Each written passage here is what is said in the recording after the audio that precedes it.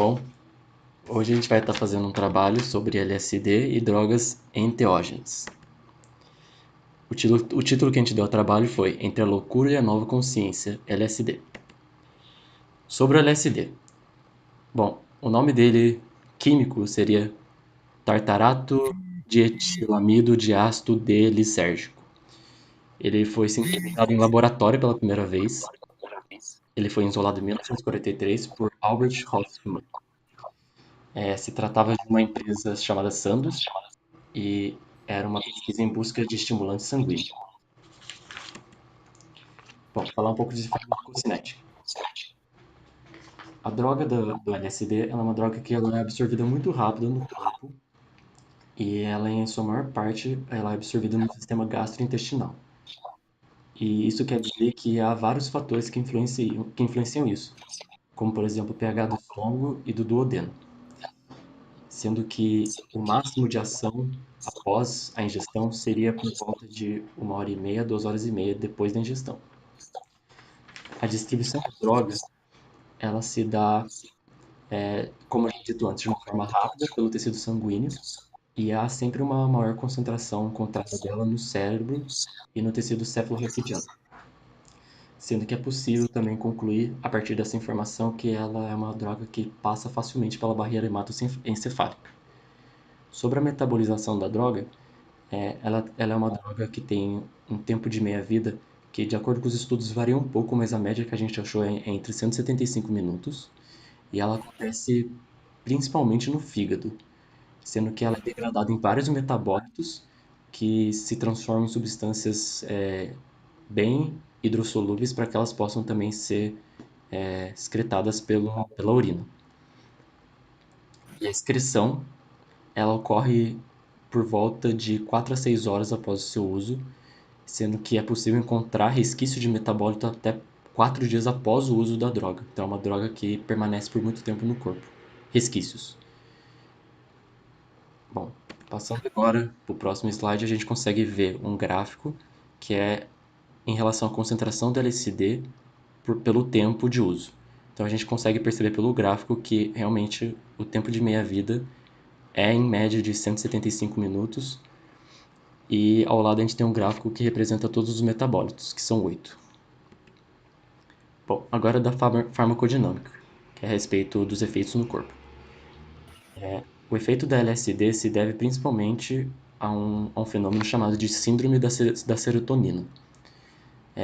Esse fenômeno seria responsável pelos fenômenos psíquicos que a droga induz, tais como os delírios e as alucinações. E a hipótese disso é que... A hipótese não. A evidência do porquê isso acontece é devido à semelhança da estrutura química do LSD com a serotonina. E para isso, há estudos que mostram que a serotonina, que é um neurotransmissor 5-HT, ela é produzida principalmente nos núcleos da RAF, dos núcleos cerúleos e no córtex pré-frontal. E esse neurotransmissor ele é responsável por modular a personalidade, função motor e o humor. Também o afeto, o apetite, a regulação da temperatura e também por induzir o sono. E devido ao sistema serotonérgico estar ligado ao controle dos sentidos, pode-se explicar as alucinações e os delírios do LSD por ser agonista desse sistema, ou seja, por a droga também conseguir se ligar aos receptores 5-HT que se ligam à serotonina. Agora, para entender um pouco os mecanismos. Então, a gente tem o LSD como agonista de autorreceptores de 5-HT1. Ele também é agonista parcial de receptores 5-HT1A pós-sinápticos, possuindo alfa afinidade por receptores 5-HT1B, 5-HT1D e 5-HT1E. E por estudos a gente sabe que o efeito alucinógeno é relacionado à ativação de receptores 5-HT2, que é um receptor em que a droga é agonista. E ela também é agonista parcial de 5-HT2A. E esse receptor é responsável também por um aumento de glutamato no córtex. Bom, agora a gente vai falar um pouco a respeito dos efeitos. Bom, primeiro os efeitos físicos. A quantidade de LSD ingerida por usuários, em média, fica entre 0,5 a 2 microgramas por quilo de massa corporal. Ou seja, um indivíduo pesando mais ou menos uns 70 quilos vai consumir entre 35 a 140 microgramas do ácido. Mas também existem diversos efeitos físicos e psicológicos que podem aparecer quando o ácido já atingiu a corrente sanguínea. Bom, eu vou citar algum deles, mas também há a possibilidade de ter outros. Dentre os sintomas físicos, a gente pode destacar a salivação, a náusea, a hipertensão, a taquicardia, a fraqueza e a sonolência. Dentre os efeitos psicológicos, a gente também pode ter alucinações, sinestesia, despersonalização e alteração da percepção espacial. Além disso, tem a possibilidade de efeitos adversos, como as bad trips ou viagens ruins, os flashbacks e psicose lisérgica. As viagens ruins consistem em um sentimento ruim quando se está no efeito da droga.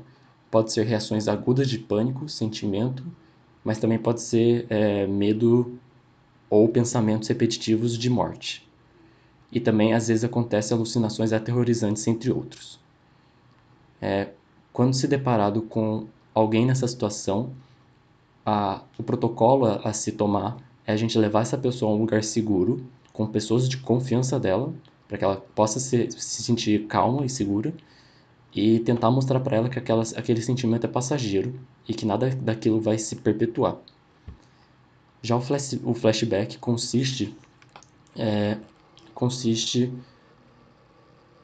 em experimentar os efeitos da droga quando já não está mais em efeito dela. Isso tem a ver com aquilo que eu falei de que os metabólitos permanecem pelo corpo por bastante tempo. Em geral, se faz uso de doses baixas de clonidina, que são antagonistas dopaminérgicos. E por último, a psicose lisérgica consiste no ácido lisérgico induzir um estado psicótico. São tratados essa situação via uso de antipsicóticos. Bom, agora eu vou falar da questão de abuso. Existem diferenças entre abuso e dependência. A diferença de abuso para dependência tem a ver apenas com o que é socialmente aceito. Um paciente em tratamento pode se tornar dependente porque a sua tolerância à droga aumenta e ela tem crise de abstinência sem ela, mas isso não é abuso. O ambiente em que o usuário de uma droga se insere, outros usuários e a própria droga que se usa, seu potencial reforçador e tolerância podem afetar sua dependência e, consequentemente, o abuso. No uso do LSD, não há ativação do núcleo accumbens, o que causaria, se a gente ativa o núcleo accumbens, isso causaria a síndrome de abstinência, e teria a ver com o sistema de recompensa, e também teria a ver com o sistema límbico, ou seja, teria a ver com o sistema de recompensa mesolímbico, dopaminérgica, quer dizer. Então, como essa droga não tem nada a ver com esse sistema, isso explicaria o fato da droga não ser uma droga de dependência. Como exemplo, a gente pode tomar a cocaína e o álcool, que são exemplos de drogas que ativam vias dopaminérgicas ligadas ao núcleo accumbens. Já o LSD está relacionado às vias serotonérgicas e receptores 5-HT2A. A tolerância do LSD é muito alta e acontece muito rapidamente. E a gente acredita que isso faz com que não haja síndrome de abstinência com a ingestão dessa droga. A tolerância do LSD se faz tão rápida por conta da dessensibilização dos receptores 5-HT2A. Bom, sobre o uso clínico a gente vai deixar por último porque é um debate que a gente quer ter com a sala, vai ser a nossa discussão do assunto. Então agora a gente vai passar para a parte de ayahuasca.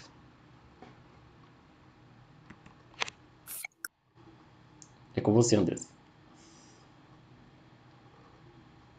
Em relação ao estudo da ayahuasca, a gente pode começar definindo o termo que significa trepadeira das almas na língua quechua, que é uma bebida enteógena, ou seja, quando ingerida, gera um estado alterado de consciência considerado espiritualmente significativo. Por essa característica, a bebida é utilizada no Brasil em rituais de grupos religiosos, como a União do Vegetal, Santo Daime e a Barquinha. Essa bebida é uma mistura de duas plantas, o cipó mariri e a chacrona. A primeira é responsável pela presença das beta-carbolinas no chá, enquanto a segunda é a fonte da dimetiltriptamina, o DMT, que é responsável pelos efeitos alucinógenos. No próximo slide, a gente tem a imagem de ambas as plantas, né, que são necessárias para a confecção do chá. No chá, se utiliza o caule do cipó mariri e as folhas da chacrona. Bem, já pensando no mecanismo de ação, a gente tem que considerar que a combinação do cipó mariri e a chacrona forma uma associação sinérgica, pois as beta-carbolinas são inibidoras reversíveis da enzima monoamino-oxidase, a MAO, enquanto o DMT, que é metabolizado pela MAO, torna-se biodisponível, graças à ação inibitória das beta-carbolinas. As beta-carbolinas, principalmente a armina, são inibitoras da MAO, sendo capazes de elevar os níveis de serotonina, noradrenalina e dopamina no cérebro e permitindo que o DMT não seja absorvido rapidamente pelo organismo. O DMT tem um efeito agonista e possui similaridade estrutural com o transmissor endógeno de serotonina, o que permite que ele interaja com o receptor 5-HT2A, assim como o LSD, aumentando a estimulação de potenciais pós-sinápticos de serotonina. Além das ações serotonérgicas, há também uma atividade junto ao receptor sigma-1 envolvido em processos cognitivos e na neuroplasticidade, a partir da formação de novas árvores dendríticas. Bem, no próximo slide, a gente vê as beta-carbolinas, que estão presentes em concentrações diferentes na bebida, sendo a armina a que aparece em maior concentração. Em relação à farmacocinética, os efeitos da ayahuasca aparecem entre 30 a 40 minutos após a ingestão da bebida, atingindo suas maiores concentrações no organismo 1h30 a 2 horas após a ingestão. As concentrações das beta-carbolinas não estão relacionadas aos efeitos da droga, sendo o DMT a responsável por isso. Alguns indivíduos possuem uma metabolização mais rápida das beta-carbolinas, com essas atingindo concentrações indetectáveis no sangue. Mas, ainda assim, essas pessoas continuam a apresentar os efeitos enteógenos da bebida, o que sugere que o Zimal tem um efeito periférico e de curta duração, porém suficiente. Em relação ao próximo slide, que trata dos efeitos da ayahuasca, a gente pode destacar as sensações de frio e calor, sensibilidade na pele, mais sensibilidade a estímulos auditivos, náusea e vômito, especialmente em casos de mais de uma dose, um estado de consciência marcado por introspecção, visões, emoções mais fortes e visões de lembranças de memórias pessoais. Além disso, a ayahuasca aumenta a velocidade de pensamento e favorece novas conexões. Ela também eleva e aumenta alguns aspectos que favorecem facetas de autoaceitação e momentos seguros de uma exposição emocional. Ela também está associada a alterações no córtex posterior cingulado, que poderiam, a longo prazo, levar a uma maior conexão a valores espirituais e religiosos. Muitos dos efeitos da ayahuasca estão vinculados com o aumento das concentrações de serotonina e do envolvimento dela em diversas funções fisiológicas, tais como o sono, o humor, a sensação de dor, o controle da temperatura e a regulação da pressão arterial. Já passando para o próximo slide, discutindo um pouco da dependência do tratamento, a gente precisa salientar que os estudos atuais indicam que não existe uma dependência fisiológica com a ayahuasca. No entanto, há uma possibilidade de se desenvolver uma dependência comportamental devido ao fascínio que a ayahuasca consegue proporcionar através da sua experiência cognitiva.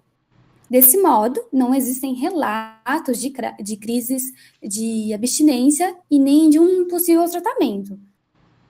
Além disso, as pesquisas acerca da ayahuasca também apontam que o seu uso é considerado inofensivo ao corpo em doses normais, o que corresponde ao uso controlado em rituais religiosos que são feitos amplamente pelo Brasil, o qual é inclusive amparado por lei no nosso país. Uma pesquisa feita com os membros da União do Vegetal mostrou uma diminuição do consumo de álcool após eles entrarem para o grupo, indicando que o uso da ayahuasca traz contribuições para o tratamento de abuso de drogas. A ayahuasca também pode influenciar nos quadros depressivos, uma vez que a bebida tem uma ação na atividade do receptor sigma-1, e alguns antidepressivos inibidores seletivos de recaptura de serotonina, como a fluoxetina e a sertralina, também têm ação junto a esse receptor. Um estudo também apontou que, ao se comparar um grupo de dos membros da União do Vegetal com usuários de LSD, é possível notar em relação ao segundo que os indivíduos da União do Vegetal apresentaram uma diminuição ou ausência de reações crônicas de raiva, agressão e ansiedade. Bem, assim nós encerramos a exposição que a gente tinha para mostrar sobre a ayahuasca. Agora a gente vai falar um pouco sobre cogumelos alucinógenos. Os cogumelos alucinógenos são uma classe muito grande de fungos. Dentro dessa classe, o gênero que tem maior diversidade de espécies é o psilocybe. Os cogumelos mágicos são fungos que contêm substâncias psicodélicas, como a psilocibina e a psilocina. Quando ingeridos, provocam alterações qualitativas na percepção, na consciência e na cognição. Entre os gêneros que apresentam essas propriedades, destaca-se a psilocybe. Esse gênero, a psilocybe, ocorre naturalmente em todos os continentes, porém se dá em maior quantidade em florestas tropicais e subtropicais. No México é onde existe a maior diversidade de espécies. Existem evidências do uso de cogumelos alucinógenos desde a pré-história. Foram encontrados alguns indícios de uso ritualísticos religiosos nas culturas mesoamericanas no geral. Em geral, os efeitos do psilocybe são semelhantes aos do LSD. Eles incluem a distorção da percepção de tempo e espaço e intensas mudanças de humor e sentimentos alterados. Falando agora um pouco sobre a farmacodinâmica do psilocybe, a psilocibina atua como um profármaco da psilocina. Isso significa que a psilocibina é inativa e precisa ser metabolizada a psilocina para que ocorram os efeitos. É importante destacar que a psilocina tem semelhança estrutural com a serotonina. A psilocibina atua como agonista, com maior afinidade para os receptores 5-HT2B, 5-HT2C e ligeiramente menor para 5-HT2A. Também se liga com baixa afinidade a 5-HT1A e 5-HT1B. O 5-HT2A é o alvo dos antipsicóticos atípicos, e sua ativação pela psilocina pode ser o motivo dela provocar psicose aguda. A psilocibina aumenta indiretamente a concentração de dopamina nos gânglios da base, mas diferente do LSD, não se liga aos receptores 2D. Aqui a gente tem uma imagem, é uma comparação da ativação de redes neurais, medida após a administração de placebo e psilocibina, respectivamente. As cores representam diferentes regiões cerebrais. Dá para notar uma maior e mais intensa integração cortical, que é possivelmente mediada pela ativação dos receptores 5-HT2A. O resultado está de acordo com alguns dos efeitos relatados, como maior criatividade e sinestesia. Sobre a farmacocinética, uma dose recreativa a dose recreativa é aquela entre 1 a 5 gramas de cogumelo seco, o que dá em média de 10 a 50 miligramas de psilocibina. Os efeitos começam a ser sentidos entre 10 e 40 minutos após a ingestão, e a sua duração vai de 2 a 6 horas aproximadamente. A psilocina é metabolizada pelo mal e seus efeitos podem ser mais duradouros com o uso do imal. Agora, nesse próximo slide, a gente vê aqui o que é chamado de princípio de Platô, e serve apenas para ilustrar a duração dos efeitos da psilocibina no organismo e o tempo de meia-vida durante os estágios da ingestão. Falando um pouco sobre tolerância, dependência e toxicidade, a toxicidade da psilocibina é bem baixa.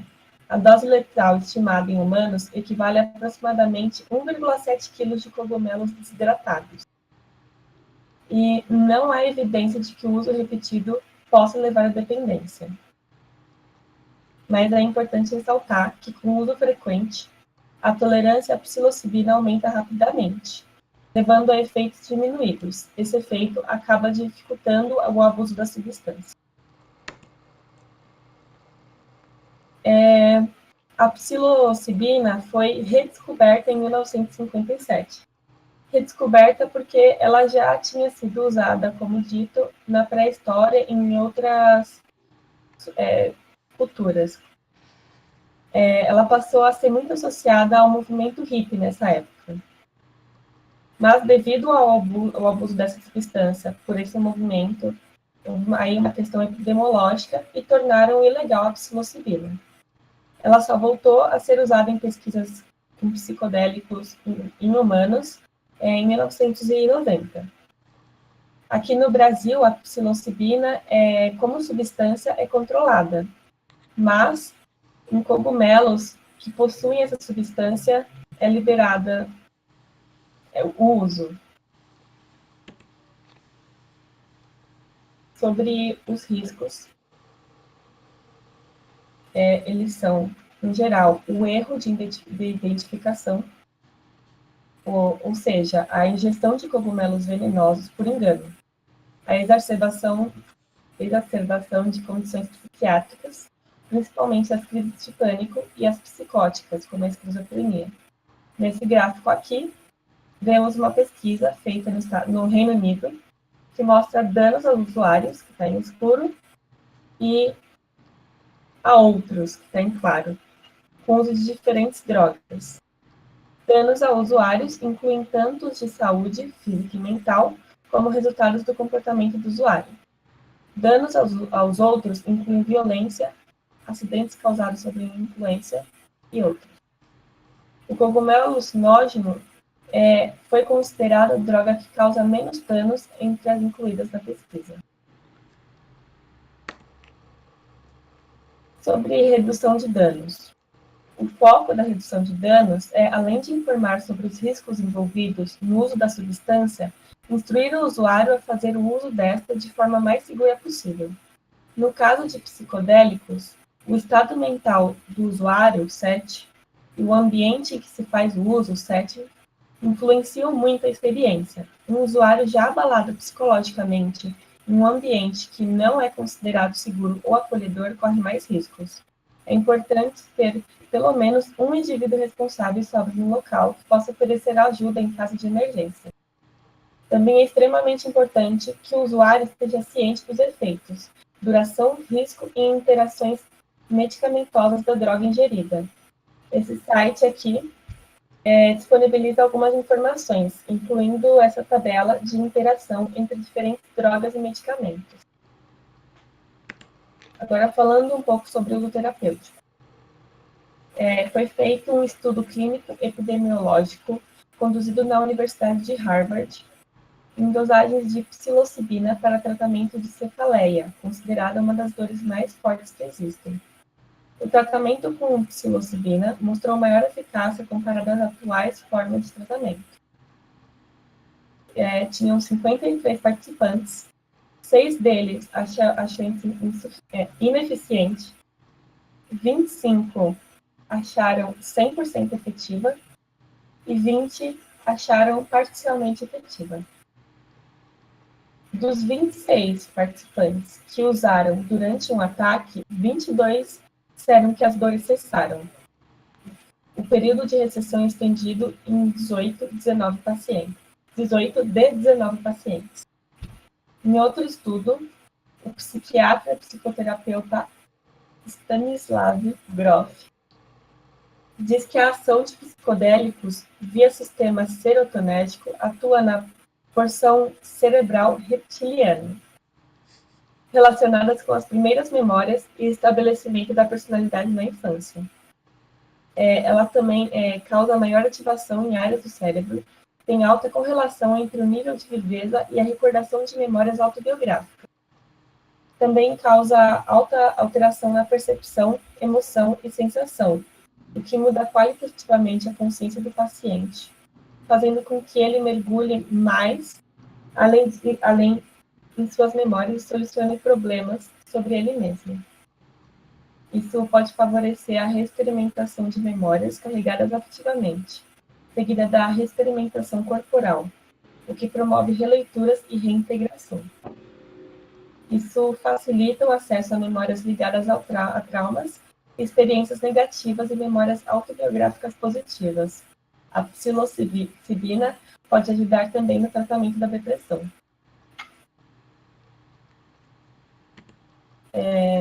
Bom, Aqui, bom, pode falar. agora eu vou só finalizar, então, voltando à questão da discussão que a gente gostaria de ter, que foi uma discussão que a gente decidiu em grupo trazer, que seria a questão do uso clínico, do LSD em específico. Então, bom, entre a década de 1950 e 1970, a gente teve o surgimento da psicoterapia psicodélica. Então, conforme a droga foi se popularizando, ela acabou não se restringindo apenas ao uso recreativo. A psicoterapia psicodélica é um desses exemplos que pode ser citado, e ela acabou sendo aplicada dentro do consultório, e os efeitos psicodélicos dela eram usados em prol da terapia. Essa clínica exige, no entanto, um trabalho preparatório anterior à aplicação terapêutica da droga. Os momentos de prazer e transcendência que a droga traz era o foco da terapia. Aí também surgiu uma outra terapia chamada terapia psicolítica, que significa mente dissolvida, e ela consiste na administração de doses baixas da droga, em sessões a cada 2 a 3 semanas, e ela é coordenada por um psicanalista que utilizaria os efeitos que a droga vai trazer no paciente para ter um acesso melhor ao inconsciente do paciente. Ela também foi usada no tratamento de alcoolismo, em que os efeitos psicodélicos da droga poderiam simular um delirium tremens, que seria um tipo de psicose gerada em dependentes graves de álcool sob a abstinência. Com isso, seria possível vincular o álcool ao estímulo aversivo da experiência, e isso diminuiria a dependência progressivamente. Só que, no entanto, os dados das pesquisas não foram conclusivas quanto à eficácia desse tratamento. E por último, o LSD em doenças terminais também era usado e era visado por seus efeitos analgésicos e reflexivos causados pelo composto.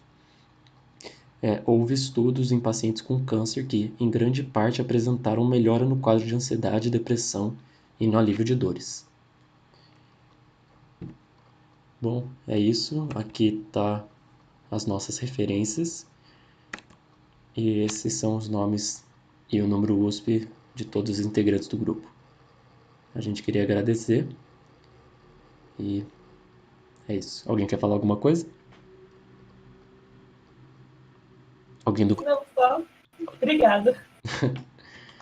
acho que deu tudo certo.